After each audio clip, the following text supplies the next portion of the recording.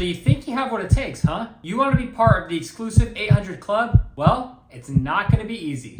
Just kidding, it actually is pretty easy. And stay tuned to figure out exactly how you can get an 800 credit score yourself. Well, to start, you have to ask yourself, why would you even want an 800 credit score? What benefit will that actually give you in life? Well, number one, I just like having a good credit score because that means I'm being responsible and taking care of my finances. But the biggest reason you should take care of your credit score is for when you decide to purchase your first home. For people in their 20s, they're probably not thinking too much about home ownership at this point, especially now as higher interest rates coupled with high housing prices have made home ownership pretty out of reach for a lot of people. But hang in there because eventually the market's going to stabilize. And if you haven't established any credit yet, you're going to want to do that now. And when the time comes, you will be glad that you did. When you eventually do purchase a home, having a good credit score is going to save you a lot of time and it's going to save you a lot of money. To summarize, your credit score is essentially an indicator that tells lenders how good of a borrower you are. Put simply, it tells lenders the likelihood of you paying your loan back and paying it back on time. So if you get ahead of the curve now and work on improving your credit score, it'll definitely pay off in the long run.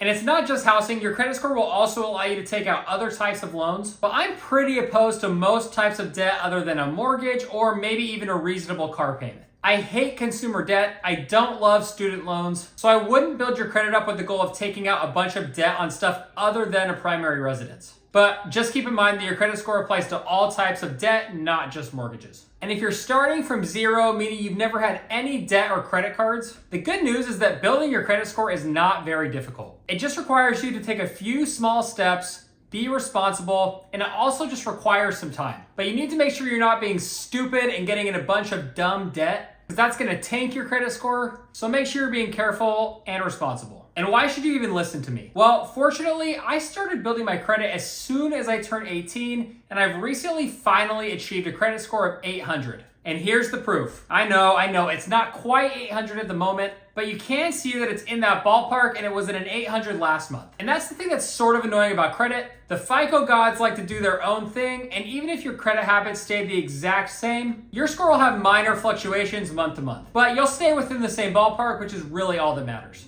And before we jump in, I just want to add, credit score is not even close to being the most important factor when we talk about personal finance. You should definitely be responsible and take care of your credit so that you can use it wisely, but budgeting and investing will serve you exponentially more in life. So don't just think that you can get a good credit score and you'll be all set. Because even with a good credit score, you'll still find that you're just sitting there with a pile of nothing. Also, make sure you hit that subscribe button and that like button if you haven't already. Thanks. All right, first up, let's talk about the different factors that go into your credit score and how you should handle each one of those. I'll then tell you how I got started building my credit and how I achieved my credit score of 800. All right, the first and most important factor that determines your credit score is payment history, which is seeing if you make full and on-time payments on all of your debts and obligations. This makes up 35% of your score. And for you, your payment history should be 100%. There is no reason why you shouldn't be making all of your obligations. And hopefully you're doing that with a lot of cushion. If you're not able to make all of your payments, it means you're living a lifestyle you cannot afford. And you need to be focusing on paying off your debts. I don't even want you thinking about your credit score. Just get out of debt. But if you are financially responsible and you're just working on your credit, then make sure you take this into account and make sure you're making all your payments on time. All right, the next most important factor is what FICO refers to as credit utilization, which is the percentage of your overall credit limit that you actually use. And you want that percentage to be low. In other words, creditors want to see that you have a lot of credit available to you, but that you're financially responsible enough not to rely on it. And again, you want this percentage to be as low as possible, and you can do that by paying off your credit cards in full every month. And credit utilization isn't factoring how much you spend on your credit cards every month. It's factoring in how much of a balance you carry over to another month. So if you're paying off your credit cards in full every month, like you should be doing, your credit utilization will be 0% or close to it. And because of credit utilization, your credit score will continue to rise as your credit limit increases. So as you open up credit cards and continue to keep them paid off, your credit score will increase as a result. But definitely be careful with this. You don't want to go crazy opening up a bunch of credit cards all at once, but we'll get into that later in the video. And credit utilization makes up 30% of your credit score, so again, it's an important factor. All right, for the third credit score factor, there's not a whole lot you can do with this one. And it is length of credit history, which means how old are your credit cards or your debt. And the older your credit history is, meaning the longer you've had those debt obligations or credit cards open, the better it is for your score. And obviously this one just takes time. Again, the age of my oldest credit card is 7 years, and FICO even acknowledges that that isn't that old. So all you can really do is wait this one out. But if you have any debts that you're obligated to pay back, do not let this factor keep you in debt. It is financially worth it just to pay it off and get out of debt. So don't use this as an excuse to keep loans hanging around. But you should try to avoid closing any credit cards that you have open. If you have one that's charging you a high annual fee and you're sick of it, fine, close that one. But for the most part, keep those credit cards open so that you can build your credit history length. And keeping those open will also help with your credit utilization, which we just talked about. Length of credit history makes up about 15%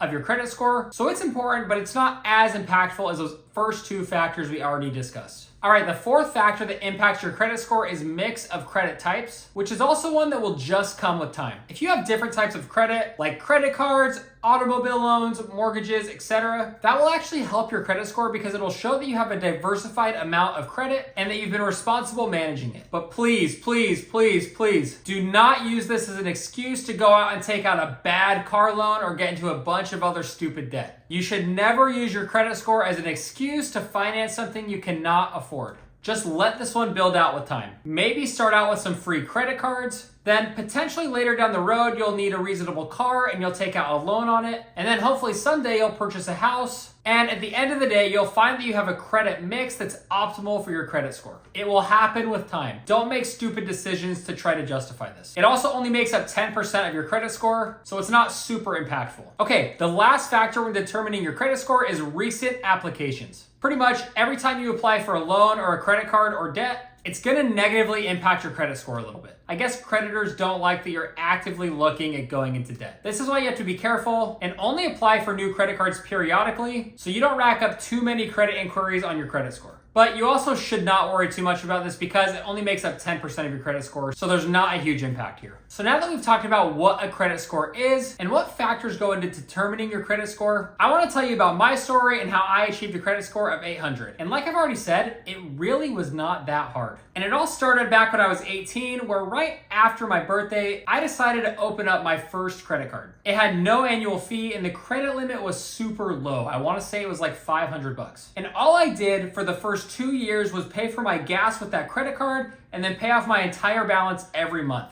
That's it. And I never carried anything over to the next month and was very careful about not going into debt. And just by doing that, I have never had a credit score that's lower than 700. The lowest I remember my credit being when I was first getting started was about 720. And that's a good score, but it's also significantly lower than where I am today. And it's not because I was doing anything wrong, I just hadn't built up my credit history yet. But a 720 just starting out is great. And as I opened up more credit cards and continued to keep them paid off every month, my credit score kept growing. Eventually, when I started working, I ended up financing a Hyundai, which I've ended up changing my tune on a little bit. We all have a personal finance journey, but I still think a car loan can be reasonable as long as you're following the 23-8 rule that the Money Guy show teaches. If you haven't already, make sure you check them out. But anyway, through my Hyundai purchase, my credit score grew to the 740 to 750 range. And at that point, I decided to purchase my primary residence, and I had no issues getting approved. And honestly, I was surprised it was that easy. I knew I had good credit, but I also knew my credit history was young, and I thought mortgage lenders were gonna be more skeptical. But my experience taught me that if you get started early and you make good decisions right out of the gates, it's really not that difficult to get your score to a place you're happy with. As I continued to pay my mortgage and continued to open up new credit cards to increase my total credit limit, I saw my score grow and grow to where it is today. And I expect it to keep rising to solidify itself above 800. But I also don't worry about it too much because like I said, you shouldn't need your credit score that often in your life anyway. I know I've said this a lot of times, but I hope you don't take this video and use it as an excuse to be stupid with debt. Don't go max out a bunch of credit cards or buy a new car just to raise your credit score. And in a lot of ways, an 800 is excessive. I just like to hit goals, so I think it's kind of fun to have an 800 credit score, but I got the lowest interest rates possible with my 750 when I purchased my home. So once you're in the mid 700s, you really should be all set. But if you're like me and you want to achieve the 800 credit score just for fun, then you just got to be patient because it really just takes time beyond that. But remember to prioritize paying off debt if you have it, and please prioritize saving and investing, because that is where your true financial success is gonna come from. And that's gonna do it for the video today. If you like this video, make sure you hit that like button. If you wanna see other videos just like this, make sure you hit the subscribe button, and we'll see y'all next time. Thanks, everyone.